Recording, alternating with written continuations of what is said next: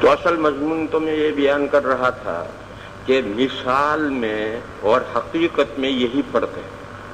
مثال میں مضمون چلتا چلتا منتقل ہو جائے گا ممثل لہو پر. جس چیز کی مثال بیان کی جا رہی ہے اس ممثل لہو پر چلا جائے گا مضمون. اور جہاں بیان حقیقت ہوگی وہاں مضمون اسی پر رہے گا, وہ منتقل نہیں ہوگا. منتقل ہونے کا کوئی معنی ہی نہیں. جیسا کہ یہ فرمایا کہ اذا اشتد الحر فابردوا بالصلاۃ فإن تعلیل بیان کی فإن شدت الحر من فیح جہنم.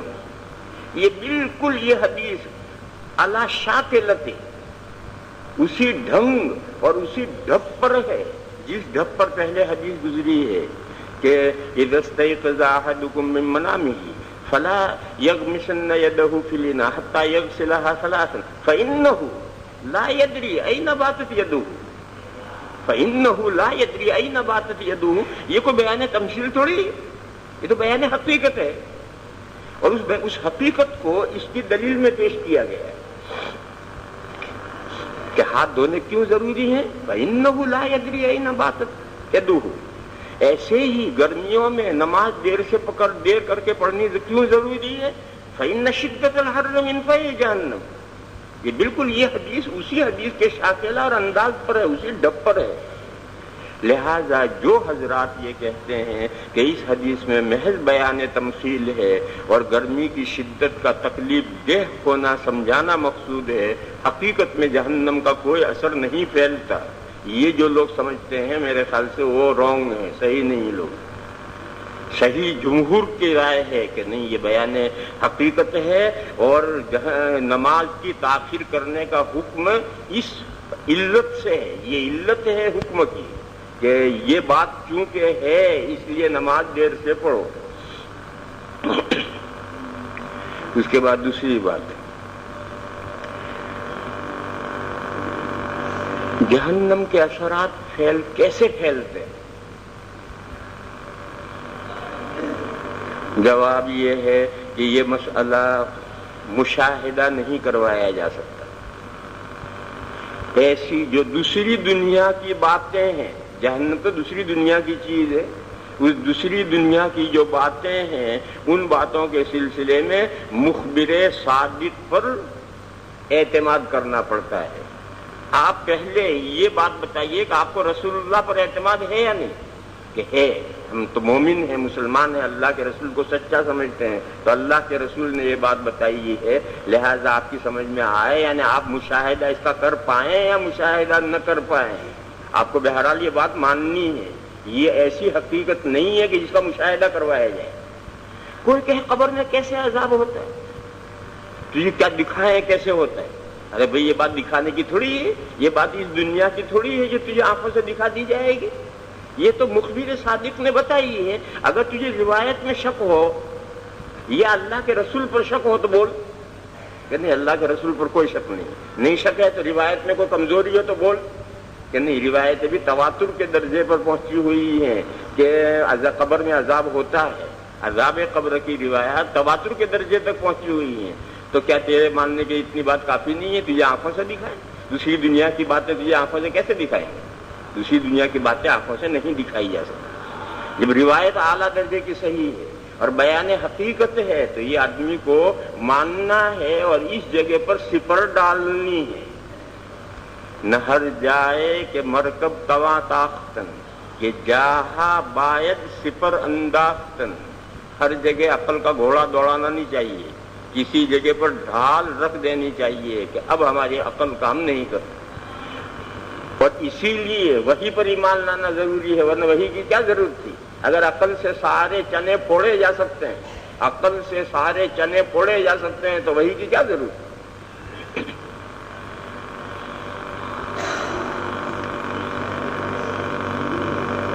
حضرت شاہ ولی اللہ صاحب علیہ الرحمہ نے حجت اللہ البالغہ میں اس حدیث شریف کی شرح کی تو حضرت نے فرمایا کہ بعض روایات میں یہ مضمون آتا ہے, اور وہ روایتیں ہیں زاد المعاد میں کہ کاسنی ایک پودا ہے, ایک دوا ہے, کاسنی پر کوئی دن ایسا خالی نہیں جاتا جس میں جنت کا کوئی قطرہ اس پر نہیں ٹپکتا.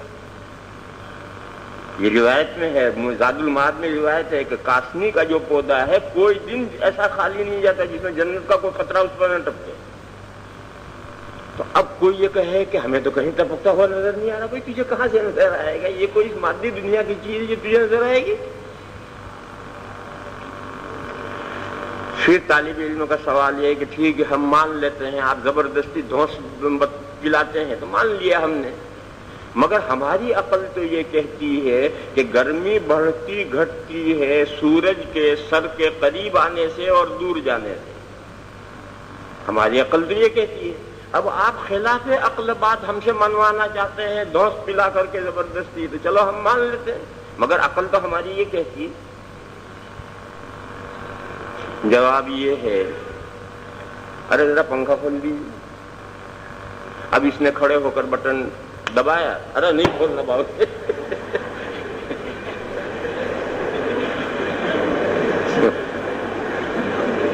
اب یہ واقعی دن کھولنے بیٹھ گئے. اب اس نے بٹن دبایا اور پنکھا چل پڑا. تو یہ کہاں سے بجلی نکلی؟ تو کوئی آدمی تو یہ سمجھے گا کہ اس بٹن میں بجلی بھری ہوئی ہے، یہاں سے اس نے بٹن دبایا اور بجلی نکل کر پنکھے میں آئی اور چل گئی. لیکن حقیقت حال کے جاننے والے یہ جانتے ہیں کہ اس بٹن میں کوئی بجلی بھری ہوئی نہیں. شہر کا جو پاور ہاؤس ہے وہاں سے بجلی آ رہی ہے، اور شہر کا جو پاور ہاؤس ہے وہاں بھی کوئی بجلی نہیں ہے. روڑکی میں جو پاور ہاؤس ہے وہاں سے آ رہی ہے. کوئی پوچھے کہ کیسے آ رہی ہے، بیچ میں جو روڑکی سے یہاں تک تار آ رہے ہیں اسے دیکھتا ہے، اس میں تو کوئی بجلی نہیں جا رہی. اور سب مانتے ہیں کہ یہ سب بجلیاں جو جل رہی ہیں روڑکی سے آ رہی ہیں. اور چلو یہ تو تار ہے، بغیر تار سے بھی چلتا ہے. اب تو بے شمار چیزیں نکل گئی ہیں جو رابطے کے بغیر ایک جگہ سے دوسری جگہ منتقل ہوتی ہیں. ہم ریڈیو کھولتے ہیں، ٹی وی کھولتے ہیں، اس پر جو آوازیں آتی ہیں، جو تصویریں آتی ہیں، کہاں سے آتی ہیں؟ ریڈیو اسٹیشن سے آتی ہیں، ٹی وی اسٹیشن سے آتی ہیں. کون سے تار سے آتی ہیں؟ کوئی بھی تار نہیں. چلو ریڈیو کا بھی تار نہیں ہے، بی ٹی وی کا بھی تار نہیں ہے، کہاں سے آ رہی ہیں؟ کہ اس نے برقی لہروں میں پھیلایا ہے. ریڈیو اسٹیشن پر سے بولنے والے کی آواز مشین پکڑتا ہے اور پھر اس آواز کے ٹکڑے کرتا ہے اجزائے لائے تجزا، اور پھر برقی لہروں سے فضا میں وہ ٹکڑے آواز کے پھینک دیے جاتے ہیں. ایسے ہی ٹی وی اسٹیشن فوٹو لیتا ہے، فوٹو کے اجزا کرتا ہے لائے تجزا، اور پھر برقی لہروں سے وہ اجزا پھینک دیتا ہے. اب ہم نے اپنا سیٹ کھولا تو وہ فضا میں سے وہ اجزا پکڑ کر اس کو جوڑ کر جمع کر کے فوٹو بنا کر دکھائے گا. ان صوت کو پکڑ کر اس کو مرتب کر کے آواز بنا کر کے ریڈیو سنائے گا. تو جب انسان اتنی طاقت رکھتا ہے کہ فوٹو کو اور آواز کو ٹکڑے کر کے ساری فضا میں بکھیر دے اور پوری زمین پر محیط ہو جائے، زمین میں کہیں بھی آپ ریڈیو کھولیں اور ٹی وی کھولیں تو وہ صورت آپ پکڑ سکیں وہاں اور وہ آواز آپ کیچ کر سکیں، تو کیا اللہ کے یہاں سے لہریں نہیں پھینک سکتے؟ نہیں پھینکے. اللہ کے یہاں سے برقی لہروں میں کوئی چیز نہیں پھینکی جا سکتی. اور اس کے لیے ذریعہ ہوتا ہے، جیسا یہ ٹی وی اسٹیشن سے چلتا ہے اسی طریقے پر ذریعہ ہوتا ہے. دیکھو لمبا فاصلہ جب ہو جاتا ہے تو پھر برقی لہریں نہیں جاتی آگے. جو پوری دنیا میں جو ریڈیو اسٹیشن چلتے ہیں یا چینل چلتے ہیں ان کے بیچ بیچ میں پاور ہاؤس ہوتے ہیں. جیسے روڑکی سے بجلی چلے گی تو ایک جگہ پر جمع ہوگی، پھر وہاں سے چلے گی، پھر شہر کے پاور ہاؤس میں آئے گی، پھر وہاں سے شہر میں سپلائی ہوگی. یہی سسٹم ریڈیو اور ٹی وی میں بھی ہے کہ دلی کے ریڈیو یا ٹی وی نے جو برقی لہریں پھینکی تو مکہ میں ایک اسٹیشن ہے، وہ یہاں کی لہریں وہ پکڑ لے گا اور پھر وہ اسے جمع کر کے صوت اور فوٹو بنا کر پھر اسے کاٹ کر پھینکے گا. تو پھر لندن میں اسٹیشن ہوگا، پھر وہ ان لہروں کو پکڑے گا اور وہ اس کی صوت جمع کر کے اور فوٹو جمع کر کے پھر اس کا اجزا کر کے پھر پھینکے گا تو امریکہ کا اسٹیشن پکڑے گا. پھر وہ امریکہ کا اسٹیشن پھینکے گا تو پورا امریکہ سنے گا اور دیکھے گا. یہ نہیں کہ دہلی کا فوٹو ہو، دہلی کی آواز امریکہ تک پہنچتی ہے، جیسے رڑکی کی بجلی یہاں تک ڈائریکٹ نہیں آتی، بیچ میں پاور ہاؤسوں میں ہو کر وہاں عمل ہوتا ہوتا آتا ہے۔ اسی طریقے سے دہلی کا ریڈیو جو امریکہ میں سنا جاتا ہے تو بیچ میں اس طریقے سے اسٹیشن ہوتے ہیں، ان اسٹیشنوں میں رک کر پھر وہاں سے اثر نو پھینکا جاتا ہے۔ تو جہنم کا اسٹیشن ہے سورج، جہنم کا اسٹیشن ہے سورج، لہذا جہنم کے اثرات اسی سورج کے ذریعے پھینکے جاتے ہیں، اس میں اشکال کی کیا بات ہے؟ وفي الباب عن أبي سعيد وأبي ذر وابن عمر والمغيرة والقاسم بن صفوان عن أبيه وأبي موسى وابن عباس وأنس۔ اس باب میں ایک روایت حضرت عمر سے ہے، وہ صحیح نہیں ہے، یہ دوسری کتابوں میں ہے، حضرت جو ہے ہوائی پنچایت کرتے ہیں۔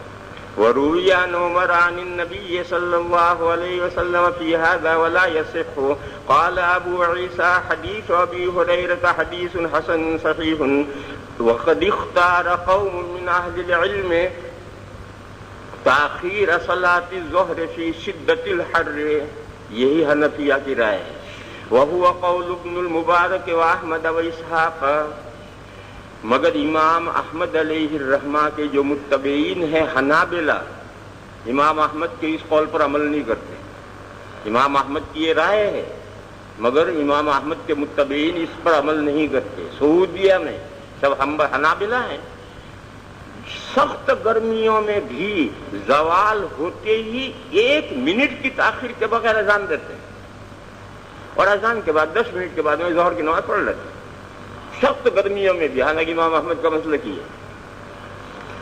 وہی بات میں جو بتلایا کہ بعض مسائل میں بحثیں ہو جاتی ہیں اور بحثوں سے ذہن غلط بن جاتے ہیں۔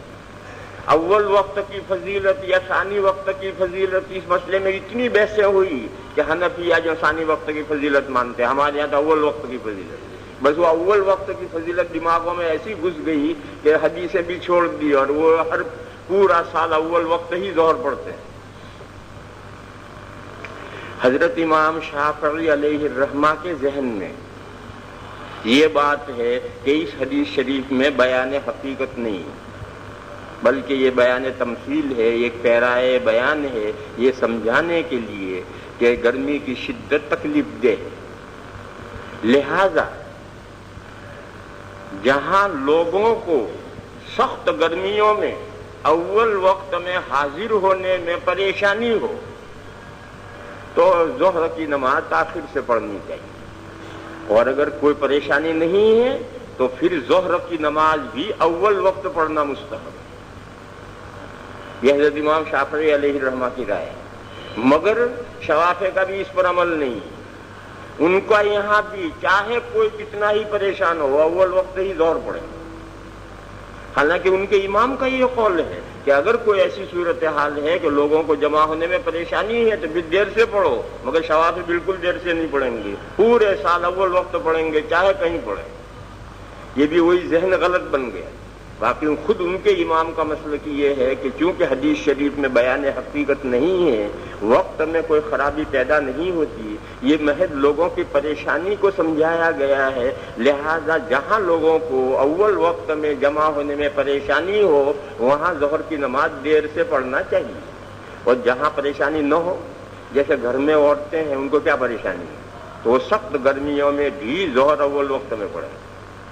اور چھوٹی سی مسجد ہے، محلے ہی کے لوگ اس کے اندر آتے ہیں، قریب کے لوگ ہی اس میں آتے ہیں، تو گھر میں سے نکل کر گھس جانے میں کیا دیر لگتی ہے، کیا پریشانی ہے، تو وہاں اول وقت میں پڑھنی چاہیے۔ لیکن اگر کوئی مسجد ایسی جس میں 2 باتیں، بہت نمازی ہیں اور دور دور رہتے ہیں، جب آنے شروع ہوتے ہیں تو تانتا بن جاتا ہے،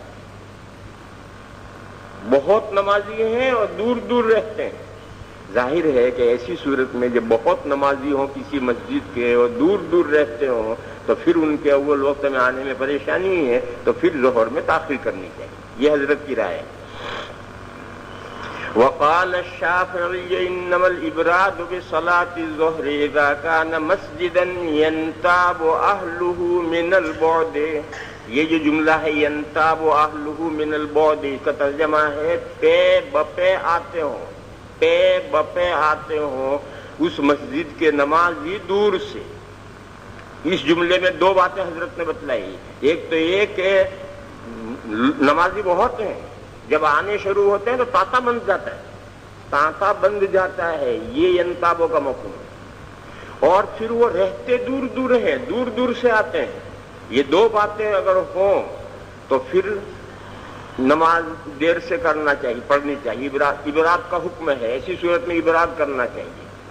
فَأَمَّا الْمُصَلِّي وَحْدَهُ، تنہا نماز پڑھ رہا ہے جیسے گھروں میں عورتیں، وَالَّذِي يُصَلِّي فِي مَسْجِدِ قَوْمِهِ، محلے کی مسجد ہے، کہیں دور سے نہیں آنا، فَالَّذِي أُحِبُّ لَهُ أَلَّا يُؤَخِّرَ الصَّلَاةَ فِي شِدَّةِ الْحَرِّ، گرمیوں میں بھی وہاں ظہر جلدی پڑھنی چاہیے۔ یہ جو حضرت امام شافعی علیہ الرحمہ کا ارشاد ہے، یہ 52 تولہ پاؤ رکھتی ہے، کوئی اس میں غلطی نہیں ہے، کوئی کمی نہیں ہے۔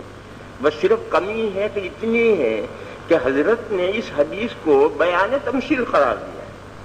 اگر یہ بیان تمثیل ہے تو حضرت امام شافعی رحمۃ اللہ علیہ کا قول 52 تولہ پاؤ رکھتی ہے، اور اگر یہ بیان تمثیل نہیں ہے، بیان حقیقت ہے، تو پھر حضرت کا قول حضرت کے حوالے، پھر حضرت کے قول میں کوئی معنویت نہیں۔ تو حضرت کے قول کی صحت یا عدم صحت اس پر مدار ہے کہ حدیث میں پیرائے بیان ہے صرف یا بیان حقیقت ہے، سارا مدار قول کی صحت یا عدم صحت کا اس پر ہے۔ اگر اسے آپ مان لیں کہ حدیث میں پیرائے بیان ہے تو حضرت کا قول بالکل صحیح ہے۔ اور امام ترمذی علیہ الرحمہ جو امام شافعی علیہ الرحمہ کے قول کی تردید کر رہے ہیں، یہ امام ترمذی کی تردید بیکار ہے۔ حضرت امام ترمذی فرماتے ہیں کہ جو لوگ یہ کہتے ہیں کہ گرمیوں میں مطلقاً تاخیر افضل ہے، ان کا قول صحیح ہے، امام شافعی رحمۃ اللہ علیہ کا قول صحیح نہیں۔ قال ابو عیسیٰ ومعنى من ذهب الى تاخیر الظہر فی شدۃ الحر هو اولا واشبہ بالاتباع، جو مطلقاً گرمیوں میں تاخیر کو مستحب کہتے ہیں، انہی کا قول پیروی کے زیادہ لائق ہے، انہی کا قول صحیح ہے۔